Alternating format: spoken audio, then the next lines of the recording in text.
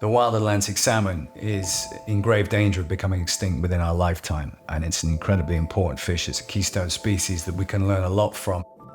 We've lost 75% of the numbers in as many years. So Creatures of Light, fundamentally speaking, is art to save the salmon and the rivers that they dwell in.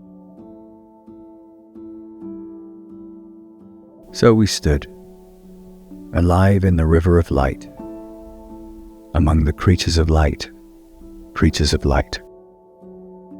When I read those lines, Creatures of Light, that's from a Ted Hughes poem called That Morning. And that just sums up my feelings for salmon, this mythical, beautiful, desperately romantic creature. Gonna see the riverman, gonna tell him all I can. I picked around 10 key salmon rivers around the UK. I took the canvases, I pre-dyed them with organic dyes, cleaned them up, and then sunk them. The canvases have been placed in spawning grounds where the salmon lay eggs for 2 months, tethered them to the riverbed or to a tree or to a rock or weighted them down. I want these canvases to absorb the river and represent the next generation of salmon. All sorts happened over the winter, storms, floods, whatever. It tore some of them to bits. I lost a few of them. But the ones that survived, as in the strong salmon, the strong canvases, I pulled them out, I dried them off, and then whatever came back to me, I had no plans. I just started painting with inks and acrylic paint and powder paint. And the result was what you see today. And I've cut them up into 6 squares to represent a shoal. And I want people to tell their friends and people to inquire about, what's that on your wall? What is that? That's an odd painting. Oh, that was sunk in the River Wye for 2 months. What the hell was that about?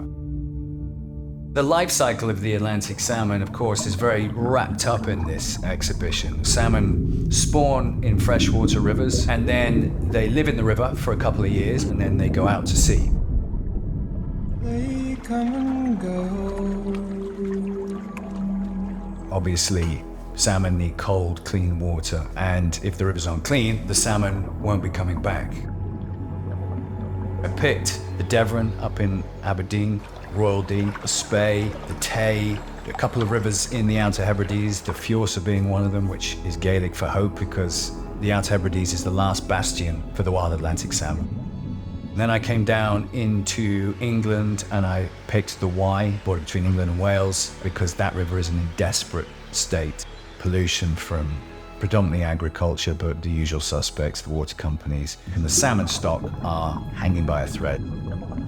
Then I came down to the chalk streams, the Itchen and the Test in Hampshire. Both rivers, the salmon head is also in desperate need. Luckily, I'm blessed with having good relations with gillies, river keepers, people that work for NGOs, people that work on rivers in general. This couldn't have happened without the help of a lot of people. Every time I'm in a salmon river, wherever it is in the world, I am happy and I feel obliged to protect these animals. What I implore people to do is learn about this fish, this wonderful, important, and very rare fish. Atlantic salmon are symbolic of a healthy river system, a healthy ocean. If we can save them, then we're saving our water.